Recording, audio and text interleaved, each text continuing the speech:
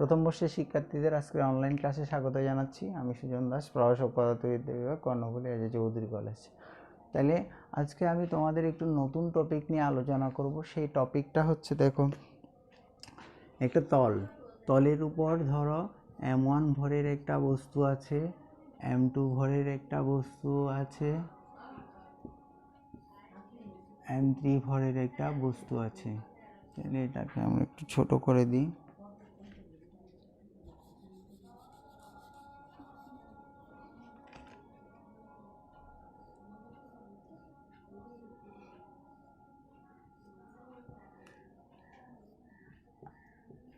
দেখো, তাহলে কি দেখা যাচ্ছে, এখানে m1 m2 m3 ভরের তিনটি বস্তু কয়টা, দুইটা সুতা দ্বারা বাঁধা আছে, বা একটা সুতা দিয়ে এভাবে পেঁচিয়ে দিল, ওইভাবে না দিয়ে তুমি তাহলে কয়টা, দুটো সুতা দ্বারা বাঁধা আছে। এই বল দ্বারা কি হচ্ছে, ডান দিকে টানছে। তাহলে তোমরা চিন্তা করবে, বল যেদিকে যাচ্ছে টান সেদিক, ত্বরণও কি হবে, সেদিকে হবে। তাহলে বলের আগের স্টেপ কি, ত্বরণ। তাহলে বল যেদিকে ক্রিয়া করছে, বল যেহেতু ডান দিকে ক্রিয়া করছে, তাহলে টানও কি হচ্ছে সেদিকে, ত্বরণও কি সেদিকে ক্রিয়া করবে। তো এটা একটা ইন্টারেস্টিং টপিক। তাহলে দেখো, বলটা বস্তুটাকে সামনের দিকে টেনে নিয়ে যাচ্ছে, কাকে, m3 ভরের বস্তুটাকে। তাহলে m3 ভরের বস্তুটার উপর একটা টান ইয়ে করলো। তাহলে এবার দেখো, সামনের দিকে যাওয়ার জন্য m3 ভরের বস্তুটা কাকে টানবে, m1 ভরের বস্তুটাকে কি করবে, টান দিবে, কারণ সমস্ত বল ডান দিকে যাচ্ছে। m3 ভরের বস্তুটা কাকে টানবে, এই যে একে টানবে। তাহলে কারণ তার মধ্যে কি আছে, এই পুরো সিস্টেমটা একটা ত্বরণে কাজ করবে, সেটা মনে রাখবে। পুরো সিস্টেমটা একটা ত্বরণে। তাহলে m3 ভরের বস্তু এখানে ধরলো টান কত, T1 ধরতে পারি। তাহলে এখানে ধরো টান, এই যে এদিকে যখন টান হবে, এটার টান হচ্ছে কোন দিকে, এটার জন্য এটার টান এদিকে। কেন টান এদিকে, তাহলে তোমরা মনে রাখবে, প্রত্যেকটা টান বস্তুর কানেক্টিং পয়েন্টে কাজ করে। তাহলে এই যে দেখো, এটার টান কোন দিকে কাজ করবে, এদিকে টানবে, যে কোন দিকে, এদিকে কানেক্টিং পয়েন্টে টানটা কাজ করবে। এ যদি এদিকে কাজ করে, একে টানে, তাহলে তারপর কি করবে, তাহলে এই বস্তুটা একে আবার কি বলে টানবে, কত, একই টানে টানবে। তাহলে এইটা যদি আমরা যদি T1 ধরি, মানে m3 ভরের বস্তুটার টান হচ্ছে এখানে কাজ করবে। ধরো তুমি কানেক্টিং পয়েন্ট, আমি বললাম প্রত্যেকটা বস্তুর টান কানেক্টিং পয়েন্টে কাজ করে। তাহলে এটার টান যদি এই কানেক্টিং পয়েন্টে কাজ করে, তাহলে এটার টান এই কানেক্টিং পয়েন্টে কাজ করে। তাহলে এটা একটা কথা। আবার উল্টোভাবে বলতে পারি, তাহলে m3 ভরের বস্তু যদি m2 ভরের বস্তুটাকে T1-এ টানে, এই যে এদিকে টানে, তাহলে m1 ভরের বস্তুটা তাকে কি করবে, একটা প্রতিক্রিয়া বল দিবে, এটার টান। তাহলে তুমি যদি বলো এটার টান যদি এটা হয়, এটার টান কোনটা হবে, এটা হবে। আর বিপরীতভাবে অন্যভাবে যদি বলা হয়, প্রত্যেকটা বস্তুর টান তার কানেক্টিং পয়েন্টে, তাহলে এটার কানেক্টিং পয়েন্ট এটা কোথায় বাঁধা আছে, এটার সাথে বাঁধা আছে, তাহলে কানেক্টিং পয়েন্ট এটাতে কাজ করবে। আচ্ছা, তাহলে এটা গেল। আবার এটাতে আসি। তাহলে এটা যদি এটাকে যদি T2 বলে টানে, তাহলে কোন দিকে টানবে, এদিকে টানবে, T2 বলে এদিকে টানবে। তাহলে এটাকে কি করবে, আবার T2 বলে টানবে, তাই কি না। তাহলে দেখো, এই বস্তু m2 ভরের বস্তু m1-কে যদি T2 বলে টানে, T2 বলে টানে, তাহলে m1 m2-কে কত বলে টানবে, T2 বলে টানবে। আবার আমরা কি বলতে পারি, এটার টান কোথায়, এই কানেক্টিং পয়েন্টে কাজ করবে। তাহলে এটার টান যদি এই কানেক্টিং পয়েন্টে কাজ করে, দেখো এই টান যদি এই কানেক্টিং পয়েন্টে কাজ করে, এটার টান এই কানেক্টিং পয়েন্টে কাজ করবে। তাহলে আশা করি আমি রেগুলারলি এই জিনিসটা আবার একটু বলি। এই বস্তুটা m3 ভরের বস্তুটাকে কি টানছে, তাহলে এটাকে যদি T1 বলে টানে, ঠিক আছে কি না, তাহলে এটাকে একটা প্রতিক্রিয়া দিবে। আবার এটা যদি এটাকে T2 বলে টানে, এটাকে একটি কি প্রতিক্রিয়া বল দিবে। তাহলে ওই জিনিসটা একটা বলতে পারো। অথবা আমি বলছি প্রত্যেকটা বস্তুর টান তার কানেক্টিং পয়েন্টে কাজ করে। তাহলে m3 এটাকে যে টানছে, তাহলে এই দুইটার এটার কানেক্টিং পয়েন্ট এখানে, এটার কানেক্টিং পয়েন্ট এখানে, এটার কানেক্টিং পয়েন্ট এখানে, এটার কানেক্টিং পয়েন্ট এখানে, এইভাবে টানবে। আশা করি তাহলে বুঝতো। তাহলে সিস্টেমের ত্বরণটা কত, তাহলে এবার আমরা হিসাব করি। তাহলে এটা হচ্ছে কি, এই ভরের বস্তুর জন্য, এটা হচ্ছে কি, এটার জন্য, তাহলে দেখো, আর এটা হচ্ছে কি, এটার জন্য। তাহলে আশা করি, তাহলে দেখো, এটা এটা হচ্ছে এইটা পুরোটার জন্য এটা। তাহলে আমরা প্রথমটার ক্ষেত্রে চিন্তা করি, তাহলে এ যখন একে টানছে তাহলে এখানে একটা কি বিপরীত দিকে বাধা, তাহলে এ বিপরীত দিকে একে টানছে, এই বলে টানছে। তাহলে দেখো তো এফ প্রথমটার বস্তুর ক্ষেত্রে এফ মাইনাস T1, তাহলে এটা এদিকে টানলে এটা কি হচ্ছে এদিকে টানবে, বিপরীত দিকে টানবে। তাহলে F minus T1 equal to কত হবে বলো তো M3A। তার কারণ কি আমরা জানি যে সাম অফ এফ ইকাল টু লব্ধি বল ইকাল টু কত হবে MA হবে। তাহলে সাম অফ এফ, তাহলে এখানে বল কোনটা, এটা এদিকে টানছে, এটা কি টানছে, এটা এদিকে টানছে, তাহলে এটা এদিকে টানলে তাহলে কিভাবে হবে দেখো তো, তাহলে এটার বলটা কোন দিকে, এই পুরো সিস্টেমটার বলটা, তাহলে এফ মাইনাস T1 এটা হচ্ছে বিপরীত দিকে, এটার বিপরীত দিকে বাধা, তাহলে F minus T1 equal to কত M3A, কারণ 3 নাম্বার বস্তু, তাহলে এটাকে আমরা সমীকরণ নাম্বার কত দিলাম 1 দিলাম।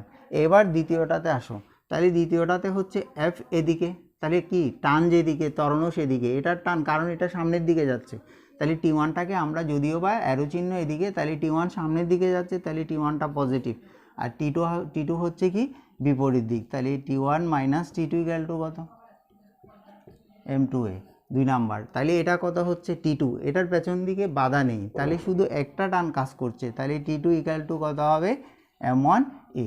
তাহলে এটা যদি যেহেতু এইদিকে পেছন দিকে কোনো বল ক্রিয়া করছে না, সুতরাং এটা হবে যে একটা সমীকরণ। তাহলে আশা করি এর দূর। তাহলে এখন আমরা গানের দিকে যাই।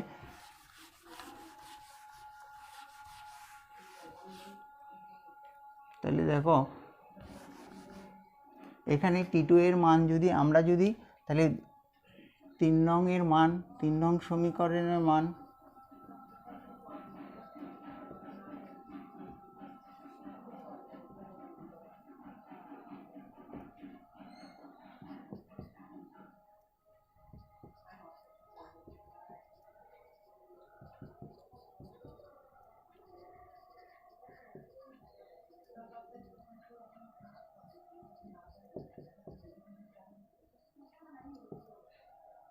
তাহলে এটা হচ্ছে T1। তাহলে দেখো T1 এটাকে আমরা কত নাম্বার সমীকরণ, এটাকে আমরা 4 নাম্বার সমীকরণ দিতে পারি। এখন এই T1 এর মান আবার লিখবে 4 নং এর মান, 4 নং এর মান 1 নং এ বসিয়ে, কেন 1 নং এ বসাচ্ছি, কারণ আমাদের কিসের মান দরকার, আমাদের পুরো সিস্টেমটা ত্বরণ দরকার, 1 নং এ বসিয়ে, 1 নং এ বসিয়ে। তাহলে F minus M1 plus M2 into কত হবে M3A। তাহলে দেখো F ইকাল টু কত হবে, এটা এদিকে গেলে এ কমন নিলে M1 প্লাস M2 প্লাস কত হবে M3 হবে। তাহলে সুতরাং এ ইকাল টু কত দাঁড়ায় F divided by M1 plus M2 plus M3। তাহলে দেখো ত্বরণটা পুরো সিস্টেমের ত্বরণ কীভাবে বের করে, টোটাল বল ডিভাইডেড বাই কত হবে M1 plus M2 plus M3। তাহলে পুরো সিস্টেমটার ত্বরণ এভাবে বের করে। এখন পুরো সিস্টেমের ত্বরণ যদি এভাবে বের হয়, তাহলে এখন আমরা আলাদা আলাদাভাবে তার কি বের করি, আলাদা আলাদাভাবে টান বের করি। তাহলে যদি বলা হয় প্রত্যেকটা সুতার টান কত সেটা বের করো, তাহলে প্রথম বস্তুর টান, প্রথম টান কোথায়, এখানে প্রথম টান, তাহলে 4 হতে T1 ইকুয়াল টু এ কত, সিস্টেমের ত্বরণ কত F divided by M1 plus M2 plus M3 into কত হচ্ছে, ইন্টু হচ্ছে কত M1 প্লাস কত হবে নিচে এই গুণাকারে M1 প্লাস কত হবে M2 হবে। তাহলে মানে আমরা যদি T1 এর টান বের করতে যাই পুরো সিস্টেমের ত্বরণের সাথে, তাহলে কত হচ্ছে M1 প্লাস M2 কি হচ্ছে গুণ হচ্ছে, তাহলে এটা হচ্ছে T1। এবার T2 যদি বের করতে যাই, তাহলে T2 কোথায় বের করব দেখো তো, T2 আমরা কত নাম্বার, 3 নাম্বার হতে, 3 নং হতে, তাহলে 3 নং হতে আমরা কি বের করতে পারি, T2 ইকুয়াল টু কত হবে M1 into F divided by কত হবে F ডিভাইডেড বাই কত M1 plus M2 plus M3 হবে। তাহলে এখান থেকে কি বোঝা যাচ্ছে, যখন T2 এর টান তখন হচ্ছে কি M1 ইন্টু কত F ডিভাইডেড বাই পুরো সিস্টেমের ত্বরণ, ঠিক আছে কি না। তাহলে এখন দেখো যদি যদি T1 হয়, তাহলে T1 হলে ভর কত হবে, দুটো হবে, তাহলে ভর দুটা হবে মানে কি, এই যে আরেকটু ব্যাপার স্যাপার আছে দেখো ওই ফিগারের মধ্যে, ফিগারটা একটু আবার একটু তোমরা দেখো, যখন T1 হবে তখন কোন বস্তুর ভর বাদ যাচ্ছে, 3 নাম্বার বস্তুর ভর বাদ যাচ্ছে, বুঝছো কি না? তাহলে T1 যখন হবে যার টান হবে সেই বস্তুটার ভরটা কি হবে, বাদ যাবে। তাহলে T1 হলে তাহলে এখানে কত হচ্ছে, যার সাথে প্রথম টান মানে M3টা বাদ গেল M1 আর M2, তাহলে T2 কার সাথে যুক্ত, T2টা হচ্ছে, তাহলে T2টা তাহলে ওইভাবে না বুঝে তোমরা আপাতত পুরো সিস্টেম ইন্টু কত হবে M1 প্লাস M2, আর T2 হচ্ছে কত, পুরো সিস্টেমের ত্বরণ ইন্টু কত হবে M1 দিয়ে গুণ করবে। তাহলে এইভাবে আমরা পুরো জিনিসটা বের করলাম। তাহলে তোমরা একটু চিন্তা করতে পারো, তাহলে আমরা যদি আমাদের তাহলে পুরো সিনারিওটা আমরা একটু করে তোমাদের দেখাই, এটা রেগুলারলি বলি। তাহলে প্রথম বস্তুর টান হচ্ছে কত, পুরো সিস্টেমের ত্বরণ। তাহলে তোমাকে যদি কোনো একটা বস্তুর বল দেয়া থাকে, তাহলে বল ডিভাইডেড বাই হচ্ছে কত, সকল বস্তুর ভর যদি তুমি গুণ করো, কারণ কি হচ্ছে দেখো F ইকুয়াল টু কত হবে, F ইকুয়াল টু কত হচ্ছে দেখো F equal to M A, তাহলে এম সমান কত, F ডিভাইডেড বাই কত এ। তাহলে এখানে তাহলে এ সমান কত, এ সমান, সুতরাং এ সমান কত, F বাই কত হচ্ছে এম।